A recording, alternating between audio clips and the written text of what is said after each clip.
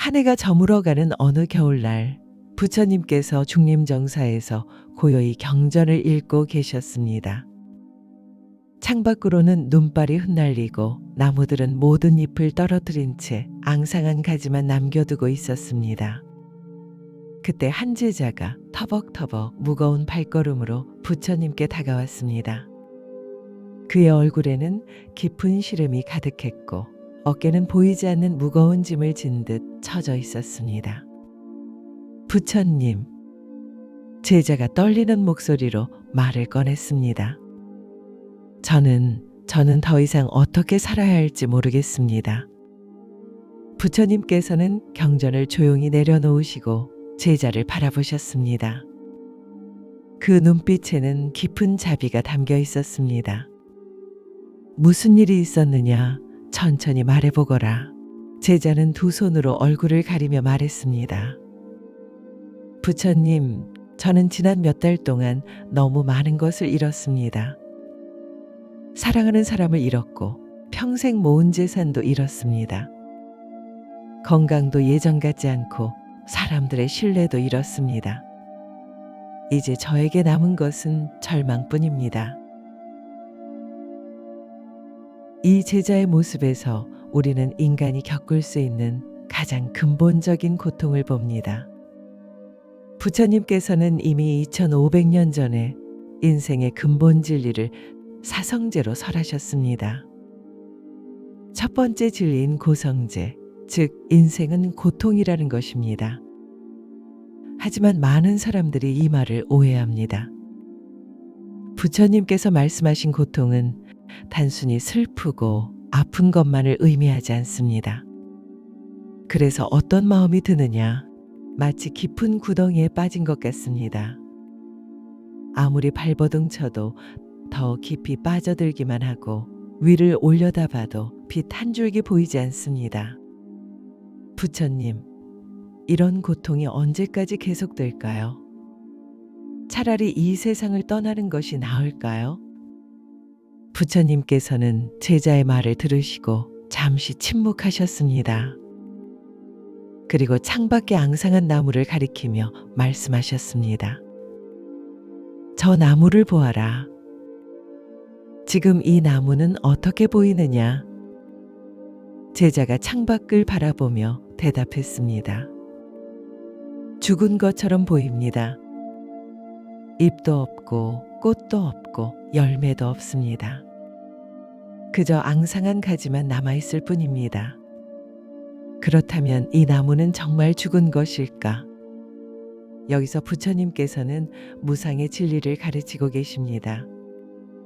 모든 것은 변화한다는 것, 그 변화 속에는 죽음도 있지만 동시에 새로운 생명도 있다는 것입니다. 우리가 고통스러워하는 이유 중 하나는 변화를 받아들이지 못하기 때문입니다. 우리는 좋은 것은 영원하기를 바라고 나쁜 것은 즉시 사라지기를 바랍니다. 하지만 이는 자연의 법칙에 어긋나는 욕망입니다. 제자는 잠시 생각한 후 대답했습니다. 아니요. 봄이 오면 다시 새싹이 돋아날 것입니다. 맞다. 지금 이 나무는 죽은 것이 아니라 겨울을 나고 있는 것이다. 겉으로 보기에는 모든 것을 잃은 것 같지만 실제로는 뿌리 깊숙이 생명력을 저장하고 있다. 추운 겨울을 견뎌내기 위해 모든 에너지를 안으로 모으고 있는 것이다. 부처님의 이 말씀은 깊은 심리학적 통찰을 담고 있습니다. 현대 심리학에서도 이와 비슷한 개념을 외상후 성장이라고 부릅니다. 큰 고통을 겪은 후에 오히려 더 깊은 지혜와 성숙을 얻게 되는 현상입니다. 고통은 우리를 파괴하기 위해 오는 것이 아니라 더 깊은 차원의 성장을 위해 오는 것입니다. 부처님께서는 제자의 손을 잡으시며 계속 말씀하셨습니다. 너의 마음도 지금 겨울을 나고 있다. 겉으로는 모든 것을 잃은 것 같지만 실제로는 더 깊은 지혜를 얻기 위한 과정일 수 있다. 고통은 우리에게 무엇인가 중요한 것을 가르쳐 주려고 온 스승이다. 스승이라고요? 제자가 놀란 표정으로 물었습니다.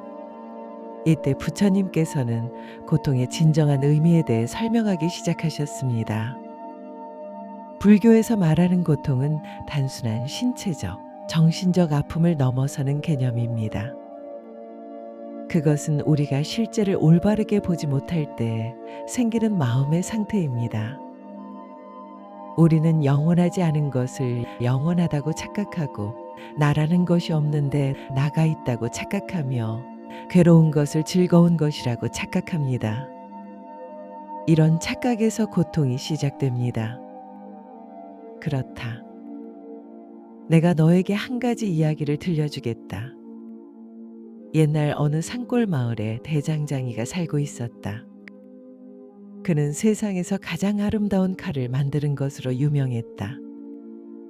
어느 날 젊은 제자가 그에게 물었다. 스승님, 어떻게 하면 그렇게 아름다운 칼을 만들 수 있습니까? 대장장이가 답했다. 불 속에서 달군 쇠를 찬물에 담그고 다시 불에 달구고 또 찬물에 담그는 것을 수없이 반복한다. 그 과정에서 쇠는 단단해지고 아름다워진다. 만약 이 과정을 거치지 않는다면 쇠는 그저 물은 덩어리에 불과할 것이다. 이 비유는 불교의 핵심 가르침 중 하나인 업장 소멸과 공덕 증장의 원리를 보여줍니다. 우리가 겪는 고난과 역경은 과거의 나쁜 업을 소멸시키고 동시에 인내와 지혜라는 공덕을 쌓게 해줍니다. 마치 금이 불에 들어가야 순금이 되는 것처럼 우리도 고통의 과정을 통해 더 순수하고 지혜로운 존재로 거듭날 수 있습니다. 제자의 눈에 이해의 빛이 스며들었습니다. 그렇다면 제가 지금 겪는 고통도 바로 그것이다. 고통은 너를 더 단단하고 아름다운 존재로 만들어주는 과정이다. 하지만 여기서 중요한 것은 고통을 어떻게 받아들이느냐 하는 것이다. 부처님께서는 제자와 함께 방안을 천천히 걸으시며 말씀하셨습니다. 이는 단순한 이동이 아니라 걷기 명상의 한 형태였습니다. 부처님께서는 앉아서 하는 명상뿐만 아니라 일상 모든 순간을 수행의 기회로 삼으셨습니다. 고통을 바라보는 방법에는 세 가지가 있다. 첫 번째는 고통을 원수로 여기는 것이다. 이렇게 하면 고통과 싸우게 되고 싸울수록 고통은 더 커진다. 마치 진흙탕에서 발버둥 칠수록 더 깊이 빠지는 것과 같다. 이는 현대 심리학의 경험 회피 이론과 일치합니다. 우리가 불쾌한 감정이나 경험을 피하려고 할수록 오히려 그것들이 더 강해지고 오래 지속된다는 것입니다. 불교에서는 이를 두 번째 화살이라고 부릅니다. 첫 번째 화살은 실제 일어난 고통이고 두 번째 화살은 그 고통에 대한 우리의 저항과 거부감입니다. 종종 두 번째 화살이 첫 번째 화살보다 더 큰 고통을 만들어냅니다. 제자가 고개를 끄덕였습니다. 저는 지금까지 그렇게 해왔습니다. 고통을 없애려고 온갖 방법을 동원했지만 오히려 더 힘들어졌습니다.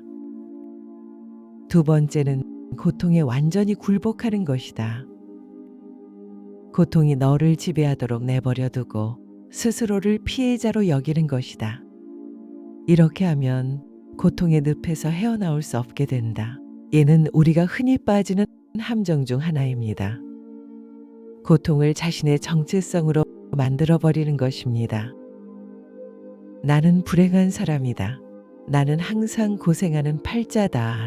라고 생각하며 고통에 동일시되는 것입니다. 하지만 부처님께서는 우리의 본질이 고통이 아니라고 가르치셨습니다.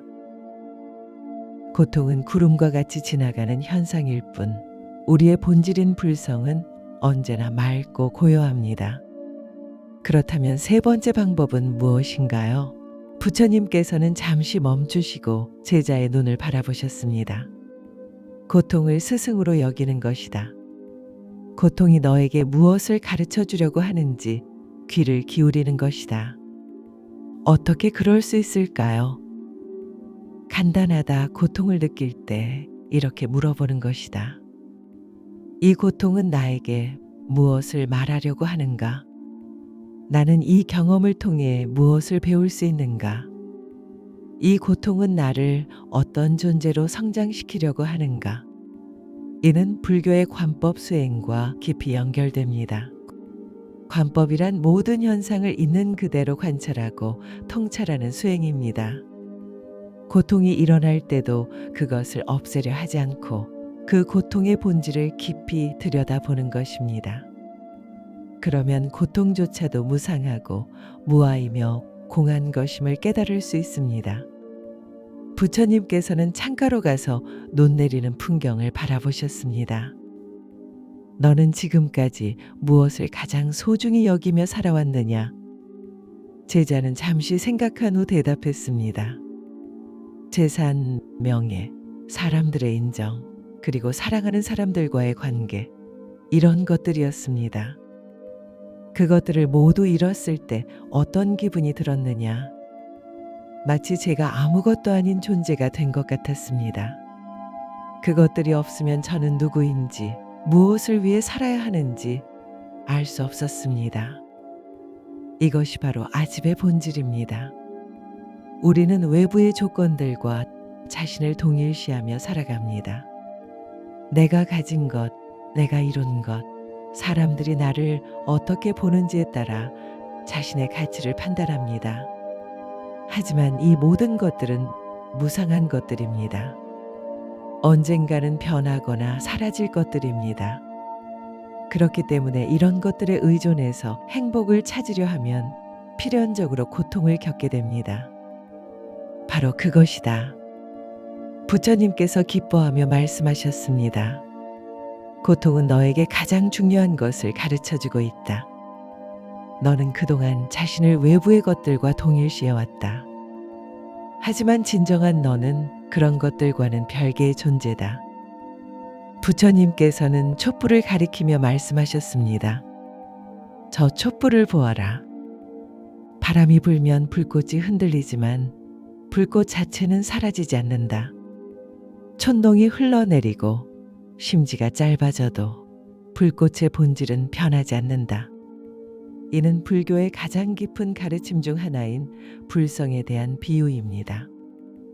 불성이란 모든 중생이 본래 가지고 있는 부처가 될 수 있는 성품을 말합니다. 외부 조건이 아무리 변해도 우리가 아무리 많은 고통을 겪어도 이 불성만은 손상되지 않습니다. 마치 진흙 속의 연꽃씨가 진흙으로 인해 더러워지지 않는 것처럼 우리의 본성도 어떤 상황에서도 본래의 청정함을 잃지 않습니다. 마찬가지로 너의 본질도 외부 상황에 따라 변하지 않는다. 재산이 있든 없든 사랑받든 그렇지 않든 건강하든 아프든 너의 본질은 그대로다. 그 본질은 바로 순수한 의식, 깨어있음, 그리고 사랑이다. 제자가 의아한 표정을 지었습니다. 하지만 지금 제가 느끼는 것은 사랑이 아니라 고통과 절망뿐입니다. 그것은 마치 진흙탕물을 보고 물 자체가 더럽다고 생각하는 것과 같다. 진흙탕물을 가만히 두면 진흙은 가라앉고 맑은 물이 드러난다. 마찬가지로 너의 마음도 고통과 절망이라는 진흙이 가라앉으면 본래의 맑음이 드러날 것이다. 이는 선불교의 핵심 가르침인 본래 면목에 대한 설명입니다. 우리의 마음은 본래 맑고 고요합니다. 하지만 무명과 번뇌라는 구름이 그것을 가리고 있을 뿐입니다. 수행의 목적은 새로운 무언가를 얻는 것이 아니라 본래 가지고 있던 것을 되찾는 것입니다. 마치 더러워진 거울을 닦아서 본래의 밝음을 되찾는 것과 같습니다. 부처님께서는 제자를 앉게 하시고 함께 앉으셨습니다. 이제 간단한 실습을 해보자. 눈을 감고 지금 이 순간 느껴지는 모든 것을 있는 그대로 받아들여 보아라. 제자가 눈을 감자 부처님께서 부드럽게 말씀하셨습니다. 고통을 없애려 하지 마라.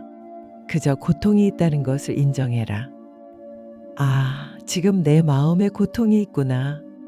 슬픔이 있구나. 절망이 있구나 하고 말이다.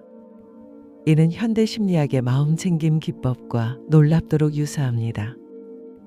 하지만 부처님께서는 이미 2500년 전에 이를 가르치고 계셨습니다. 마음챙김의 핵심은 판단하지 않고 관찰하는 것입니다. 좋은 것도 나쁜 것도 모두 있는 그대로 바라보는 것입니다. 이렇게 할 때 우리는 경험에 휘둘리지 않고 경험을 관찰하는 주체가 될 수 있습니다. 몇 분 후 제자의 얼굴에 변화가 나타났습니다. 경직되어 있던 표정이 조금씩 부드러워졌습니다. 어떠냐? 제자가 천천히 눈을 떴습니다. 이상합니다. 고통을 없애려 하지 않고 그저 인정하니까 오히려 고통이 줄어든 것 같습니다. 그것이 바로 수용의 힘이다. 우리가 어떤 것을 받아들이면 그것은 더 이상 우리를 지배하지 못한다. 거부하는 것은 고통을 키우고 받아들이는 것은 고통을 변화시킨다. 이는 심리학에서 말하는 역설적 변화의 원리입니다. 변화시키려고 애쓸 때는 변화가 일어나지 않지만 있는 그대로 받아들일 때 자연스럽게 변화가 일어난다는 것입니다. 이는 물의 성질과 같습니다. 물을 주먹으로 치면 저항을 받지만 물에 손을 담그고 가만히 있으면 물은 부드럽게 감싸줍니다. 부처님께서는 일어나셔 작은 연꽃 그림을 가져오셨습니다. 이 연꽃을 보아라. 연꽃은 어디서 피느냐? 진흙탕에서 피죠. 맞다. 가장 더러운 진흙탕에서 가장 아름다운 꽃이 핀다. 만약 연꽃을 깨끗한 모래밭에 심으면 어떻게 될까? 제자가 생각해 보더니 대답했습니다. 죽을 것 같습니다. 그렇다. 연꽃은 진흙탕에 영양분이 있어야 아름답게 필 수 있다. 마찬가지로 우리의 깨달음과 성장도 고통이라는 진흙탕에서 나온다. 고통 없이는 진정한 지혜도 자비도 용기도 얻을 수 없다. 연꽃은 불교에서 가장 중요한 상징 중 하나입니다. 진흙 속에서 자라지만 진흙에 물들지 않고 맑고 아름다운 꽃을 피우는 연꽃처럼 우리도 세상의 고통과 번뇌 속에서 살면서도 그것에 물들지 않고 깨달음의 꽃을 피울 수 있다는 의미입니다. 이는 단순한 비유가 아니라 실제 수행의 방향을 제시하는 것입니다. 부처님께서는 제자의 손에 연꽃 그림을 올려주시며 말씀하셨습니다. 너의 고통을 연꽃의 진흙탕이라고 생각해 보아라. 그리고 이 고통 속에서 어떤 아름다운 것이 피어날 수 있을지 상상해 보아라. 제자는 연꽃 그림을 바라보며 깊이 생각했습니다. 제가 이 고통을 통해 다른 사람의 아픔을 더 잘 이해할 수 있게 되었습니다. 그리고 진정으로 중요한 것이 무엇인지 알게 되었습니다. 또한 제가 얼마나 많은 것을 당연하게 여기며 살았는지도 깨달았습니다. 훌륭하다. 보아라. 너의 고통이 이미 지혜의 꽃을 피우기 시작했다. 이것이 바로 고통의 진정한 의미다. 이는 고통의 승화를 보여주는 완벽한 예입니다. 고통 자체는 의미가 없을 수 있지만 그 고통을 통해 얻는 깨달음과 성장은 매우 의미가 있습니다. 많은 성인들과 보살들이 큰 고통을 겪은 후에 깨달음을 얻었다는 것은 우연이 아닙니다. 고통은 우리의 아집과 착각을 깨트리고 진실을 보게 해주는 강력한 도구가 될 수 있습니다. 하지만 부처님, 가끔은 이 고통이 너무 커서 견딜 수 없을 때가 있습니다. 그럴 때는 어떻게 해야 할까요?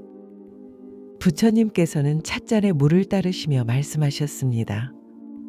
이 물을 보아라. 내가 이 물을 젓가락으로 저으면 어떻게 될까? 물결이일 것입니다. 부처님께서 젓가락으로 물을 저으시자 작은 물결이 일었습니다. 이 물결들이 물 전체를 바꾸느냐? 표면에만 물결이일 뿐입니다. 맞다. 물의 깊은 곳은 여전히 고요하다. 우리의 마음도 마찬가지다. 고통이라는 물결이 마음의 표면에 일어나지만 마음의 깊은 곳은 여전히 고요하고 평온하다. 이는 의식의 층위에 대한 깊은 통찰입니다. 우리의 의식에는 여러 층이 있습니다. 표면적인 의식에서는 온갖 생각과 감정이 일어나지만 더 깊은 층의 의식은 항상 고요합니다. 요가에서는 이를 사하스라하라, 차크라, 즉 정수리 차크라라고 하고 불교에서는 아뢰야식이라고 합니다. 이 깊은 의식에 닿을 수 있다면 어떤 고통 속에서도 평정을 유지할 수 있습니다. 그렇다면 그 깊은 곳에 어떻게 닿을 수 있을까요? 호흡을 통해서다. 고통이 너무 심할 때는 호흡에 집중해라. 호흡은 의식과 무의식, 몸과 마음을 연결하는 다리입니다. 호흡은 자율신경계에 의해 자동으로 일어나지만 동시에 의식적으로 조절할 수도 있는 유일한 신체 기능입니다. 그렇기 때문에 호흡을 통해 우리는 무의식적인 패턴에 개입할 수 있고 더 깊은 의식 상태에 접근할 수 있습니다. 부처님께서는 제자와 함께 호흡 명상을 하셨습니다. 들이쉬면서 고통을 받아들입니다. 라고 마음속으로 말하고 내쉬면서 평화를 내보냅니다. 라고 말해보아라. 이는 티베트 불교의 통랩 명상과 유사한 기법입니다. 고통을 들이마시고 평화를 내보내는 것, 이는 일반적인 직관과 반대됩니다. 보통은 좋은 것을 들이마시고 나쁜 것을 내보내려 하지만 이 수행은 오히려 고통을 받아들임으로써 그것을 변화시키는 방법을 가르칩니다. 자비심의 발달과도 깊은 관련이 있습니다. 내가 겪는 고통을 통해 다른 이들의 고통을 이해하고 그들을 위해 평화를 내보낼 수 있게 되는 것입니다. 제자는 이 간단한 명상을 통해 마음의 깊은 평온을 경험했습니다. 신기합니다. 고통이 사라진 것은 아니지만 그 고통에 휩쓸리지 않는 고요한 부분이 있다는 것을 느낄 수 있습니다. 부처님, 그런데 이 고통이 언제쯤 끝날까요? 부처님께서는 창밖을 가리키며 말씀하셨습니다. 저 하늘을 보아라. 지금은 구름이 끼어 있지만 구름은 영원히 머물러 있지 않는다. 바람이 불고 시간이 지나면 구름은 사라지고 맑은 하늘이 드러난다. 이는 무상의 진리를 다시 한번 강조하는 말씀입니다. 모든 현상은 일어났다가 사라집니다. 기쁨도 그렇고 슬픔도 그렇습니다. 우리가 고통스러워하는 이유 중 하나는 현재의 상황이 영원히 지속될 것이라고 착각하기 때문입니다. 하지만 실제로는 모든 것이 변화하고 있습니다. 지금 이 순간에도 우리의 세포는 새로 태어나고 죽어가며 생각과 감정도 끊임없이 변화하고 있습니다. 모든 고통에는 시작과 끝이 있다. 영원한 고통은 없다. 이것을 기억하는 것만으로도 큰 위안이 될 것이다. 하지만 기다리는 것이 너무 힘듭니다. 그렇다면 기다리는 시간을 의미 있게 만들어라. 고통을 겪는 동안 너는 무엇을 할 수 있느냐? 이 질문은 매우 중요합니다. 고통 속에서도 우리는 선택할 수 있습니다. 그냥 수동적으로 고통받기만 할 것인지 아니면 그 고통을 의미 있는 것으로 만들 것인지를 선택할 수 있습니다. 빅터 프랭클이 나치 수용소에서 깨달은 것도 바로 이것이었습니다. 상황을 선택할 수는 없어도 그 상황에 대한 태도는 선택할 수 있다는 것입니다. 제자가 생각해 보더니 대답했습니다. 다른 사람들을 도울 수 있을 것 같습니다. 제가 겪는 고통을 통해 다른 사람의 아픔을 더 잘 이해할 수 있으니까요. 훌륭하다. 고통을 나누면 고통은 줄어들고 사랑을 나누면 사랑은 늘어난다. 너의 고통이 다른 사람들에게 희망과 위로가 될 수 있다. 이는 보살도의 핵심입니다. 자신의 고통조차도 다른 중생을 위한 자양분으로 만드는 것입니다. 많은 위대한 스승들이 자신의 고통스러운 경험을 바탕으로 다른 이들을 도왔습니다. 개인적인 고통이 보편적인 지혜로 승화되는 순간입니다. 부처님께서는 제자에게 작은 꽃 한 송이를 건네주시며 말씀하셨습니다. 이 꽃처럼 너도 고통의 진흙탕에서 아름다운 꽃을 피울 것이다. 그리고 그 꽃의 향기가 많은 사람들에게 위안이 될 것이다. 부처님, 그렇다면 일상에서는 어떻게 이런 마음가짐을 유지할 수 있을까요? 매일 아침 일어나면 이렇게 다짐해라. 오늘 하루도 내게 주어진 모든 경험을 스승으로 여기겠습니다. 기쁨이 와도 집착하지 않고 고통이 와도 거부하지 않겠습니다. 이렇게 다짐하고 하루를 시작해라. 이는 매일의 발언입니다. 불교에서는 하루를 시작할 때 올바른 마음가짐을 세우는 것을 매우 중요하게 여깁니다. 이는 단순한 긍정적 사고가 아니라 현실을 있는 그대로 받아들이면서도 그 안에서 의미를 찾으려는 태도입니다. 그리고 매일 밤 잠자리에 들기 전에는 이런 질문을 해보아라. 오늘 나는 무엇을 배웠는가? 어떻게 성장했는가? 내일은 어떤 마음으로 살아가겠는가? 이렇게 하루를 정리해라. 이는 성찰의 시간입니다. 하루 동안 일어난 일들을 단순히 좋았다, 나빴다로 판단하는 것이 아니라 그 경험들이 자신에게 어떤 가르침을 주었는지 돌아보는 것입니다. 이런 습관을 통해 일상의 모든 순간이 수행의 기회가 될 수 있습니다. 또한 고통이 찾아올 때마다 이 세 가지를 기억해라. 첫째, 이 고통도 지나갈 것이다. 둘째, 이 고통은 나를 성장시키려고 온 스승이다. 셋째, 나는 이 고통보다 더 큰 존재다. 이 세 가지는 고통을 대하는 근본적인 태도를 제시합니다. 첫 번째는 무상의 진리, 두 번째는 고통의 의미, 세 번째는 불성에 대한 확신입니다. 이 세 가지를 깊이 이해하고 체화한다면 어떤 고통이 와도 흔들리지 않는 마음의 기반을 만들 수 있습니다. 제자는 부처님의 말씀을 마음에 깊이 새기며 고개를 끄덕였습니다. 해가 완전히 져서 하늘에는 별들이 나타나기 시작했습니다. 부처님과 제자는 다시 창가에 앉아 별이 총총한 하늘을 바라보았습니다. 부처님, 저 별들을 보니 생각이 납니다. 별들도 어둠 속에서 빛을 내고 있군요. 좋은 깨달음이다. 별의 빛은 낮에는 보이지 않는다. 어둠이 있어야 비로소 별의 아름다움을 볼 수 있다. 마찬가지로 우리 마음의 빛도 고통이라는 어둠 속에서 더욱 밝게 빛난다. 이는 대조의 법칙입니다. 빛과 어둠, 기쁨과 슬픔, 성공과 실패는 서로 대립하는 것이 아니라 서로를 돋보이게 하는 관계입니다. 하나 없이는 다른 하나도 존재할 수 없습니다. 이것이 중도의 지혜입니다. 극단적으로 좋은 것만 추구하거나 나쁜 것만 피하려 하지 않고 모든 것을 균형 있게 바라보는 것입니다. 부처님, 오늘 말씀을 들으니 제 마음이 많이 가벼워졌습니다. 하지만 한 가지 더 여쭤봐도 될까요? 무엇이든 물어보아라. 때로는 너무 많은 고통이 한꺼번에 몰려올 때가 있습니다. 마치 폭풍우가 몰아치는 것처럼요. 그럴 때는 어떻게 해야 할까요? 부처님께서는 잠시 생각하시더니 말씀하셨습니다. 폭풍우를 만난 나무를 생각해 보아라.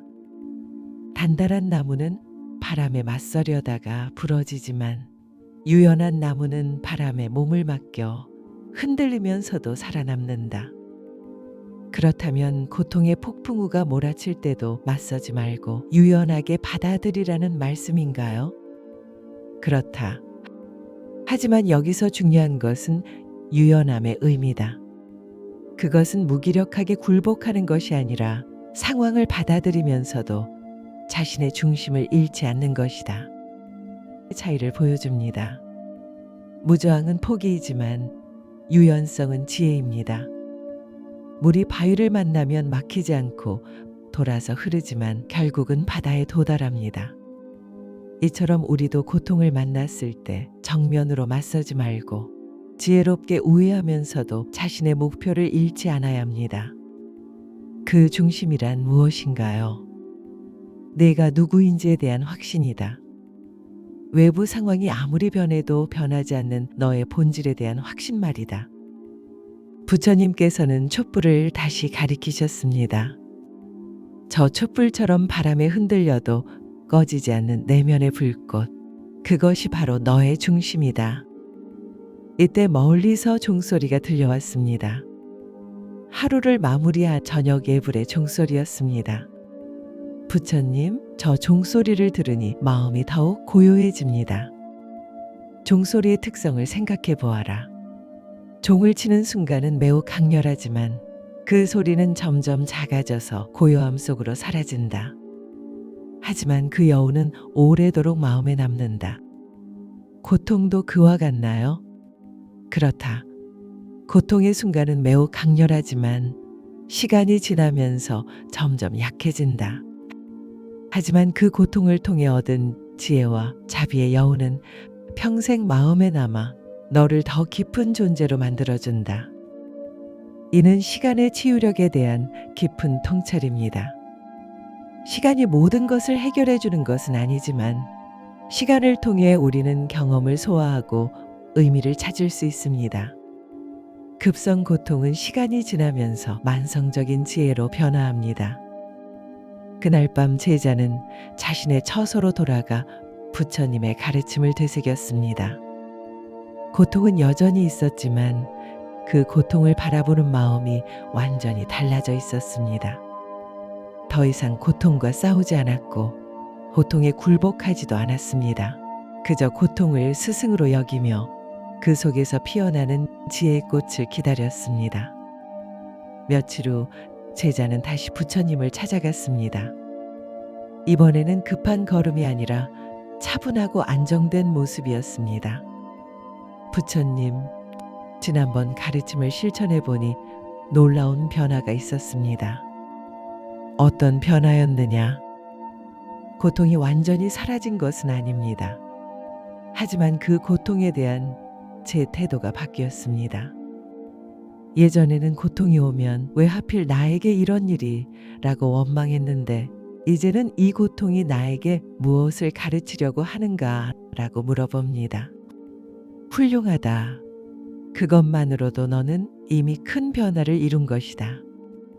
그리고 제가 겪은 고통 때문에 다른 사람들의 아픔을 더 잘 이해할 수 있게 되었습니다.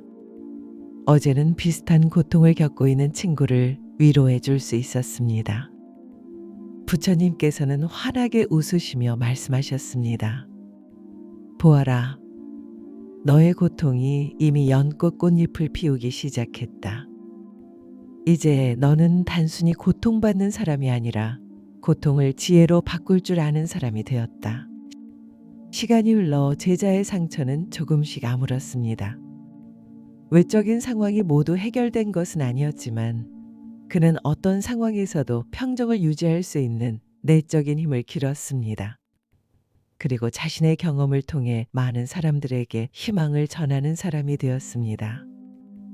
그의 말 한마디 한마디에는 깊은 고통을 통과한 자만이 가질 수 있는 따뜻함과 진정성이 담겨 있었습니다. 사람들은 그의 이야기를 들으며 자신들도 고통을 이겨낼 수 있다는 희망을 얻었습니다.